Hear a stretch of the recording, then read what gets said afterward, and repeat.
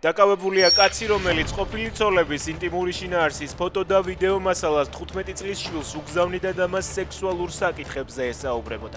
გამოძიების ინფორმაციით ბრალდებული უკანონოდ ინახავდა ყოფილი ცოლების ინტიმური შინაარსის ფოტო და ვიდეო მასალას. ცოლთან განქორწინების შემდეგ ფოტოებსა და ვიდეოებს 15 წლის შვილს სოციალურ ქსელში უგზავნიდა და მას სექსუალურ საკითხებზე ესაუბრებოდა.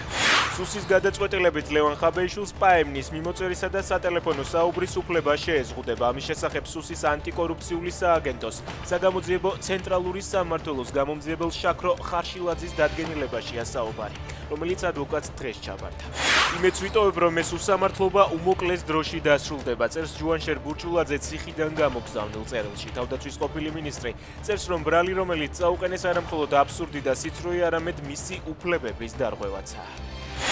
ზელენსკის შეთანხმების დადება მოუწევს ევროპამ რუსეთიდან ნავთობის ყიდვა უნდა შეწყვიტოს. განაცხადა ტრამპმა ამერიკის პრეზიდენტის თქმით პუტინსა და ზელენსკის ერთმანეთის ძულთ. როგორც ჩანს, ოთახში მათთან ერთად უნდა დავჯდე, რადგან მათ ეს არ შეუძლიათ, განაცხადა ტრამპმა.